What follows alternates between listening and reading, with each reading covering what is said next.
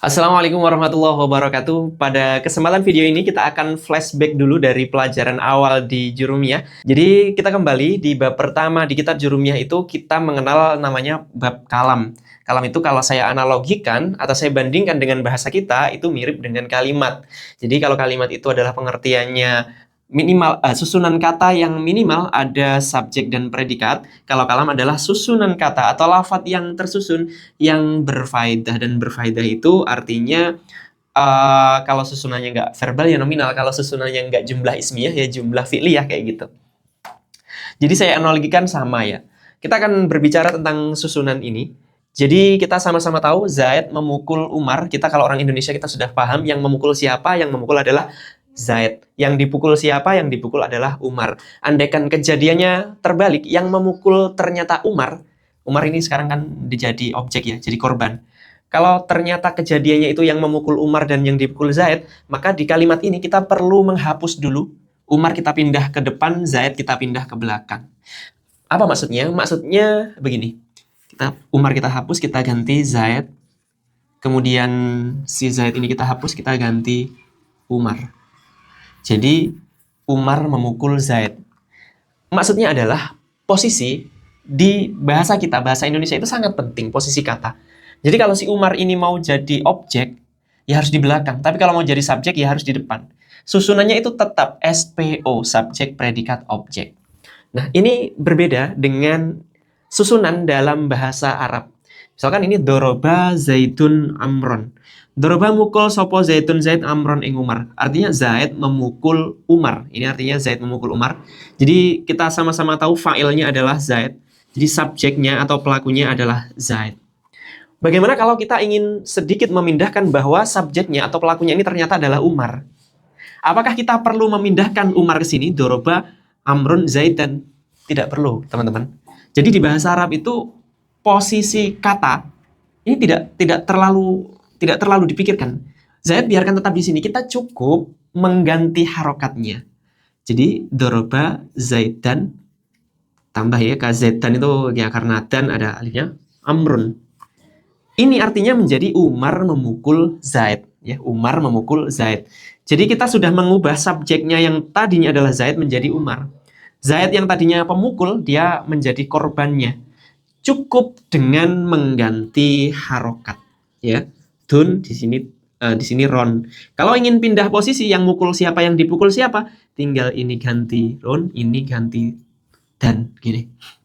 Maksud saya, jadi perbedaannya di sini, kalau dalam bahasa kita posisi kalimatnya itu penting, kita harus memindah-mindah. Di bahasa Arab itu kita cuma mengganti harokatnya.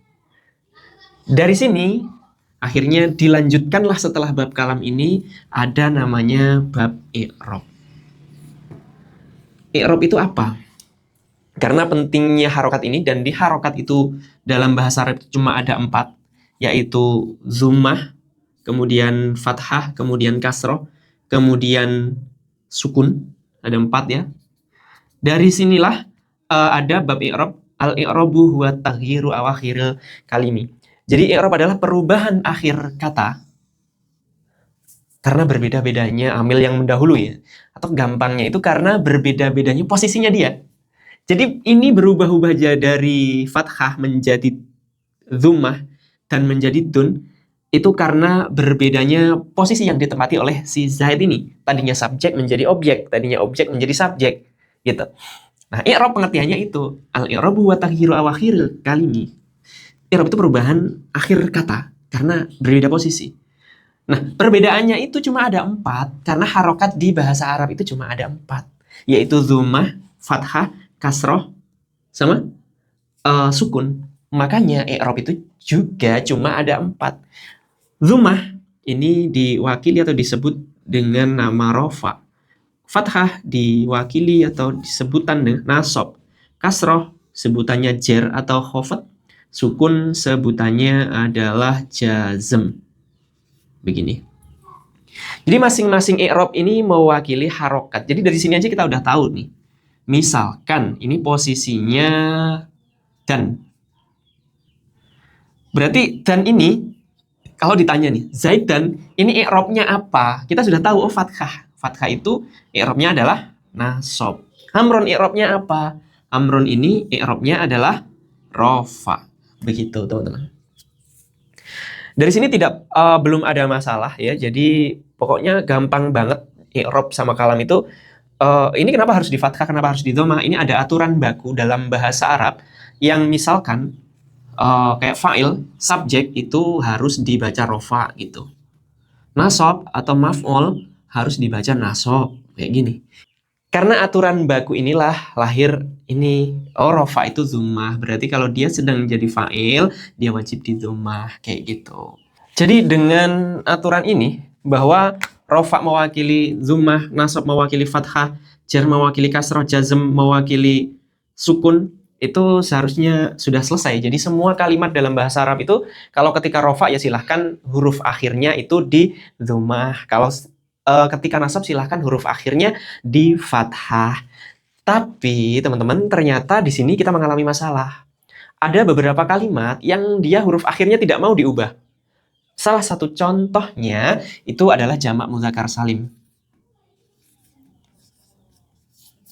Oke, jamak mudzakkar salim.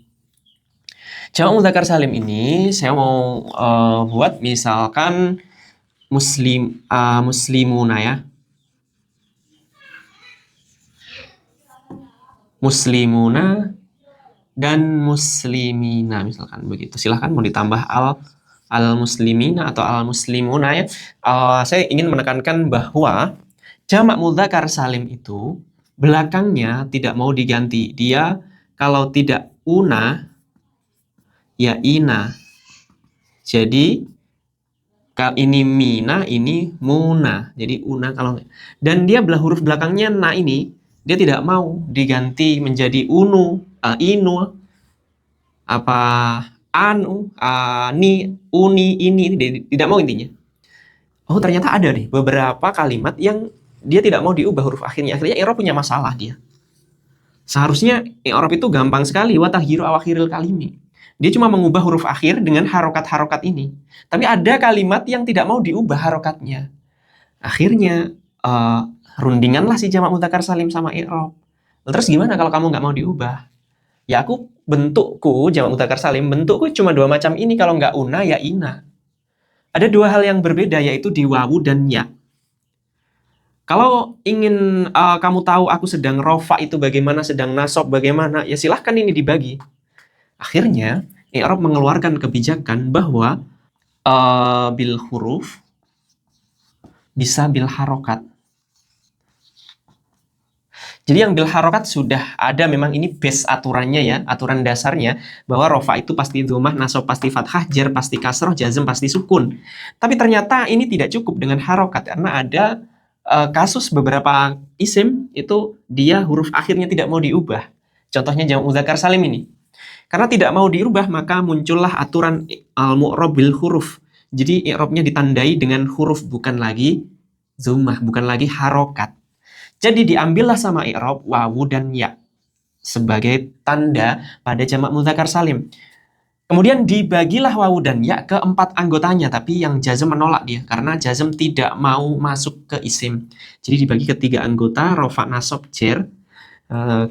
Di sini kita akan kembali ke yang pernah saya sampaikan di video sebelumnya bahwa i'rab ini, jenis i'rab ini dia punya level, kayak punya kasta. Jadi kasta tertinggi atau level tertinggi itu diambil oleh rofa, kedua itu diambil oleh nasab, ketiga itu diambil oleh jar. Jadi ketiga ini keempat ya, Kak, boleh bilang. Jadi ketika ada pembagian, ada bansos nih wawu dan ya, ada bukan bansos ya. Pokoknya pembagian ini yang milih dulu dia rofa karena dia kasta tertinggi, yang milih dulu gue nih, yang milih dulu saya nih. Jadi rofa dia milih huruf yang juga paling tinggi, juga paling berat, maka dia milih wawu. Oke, rofa sekarang itu saya hapus dulu di sini juga. Selain mewakili dhammah, rofa juga punya tanda dengan huruf yaitu wawu. Dan ketika sebuah tanda itu sudah dipilih oleh rofa, maka yang lain itu nggak boleh milih. Jadi mau tidak mau nasab sama jar itu kebagian ya.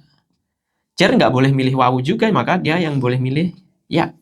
Jadi intinya jamak mudzakkar salim ketika rofa itu bentuknya pakai wawu, berarti yang pakai muslimuna ini.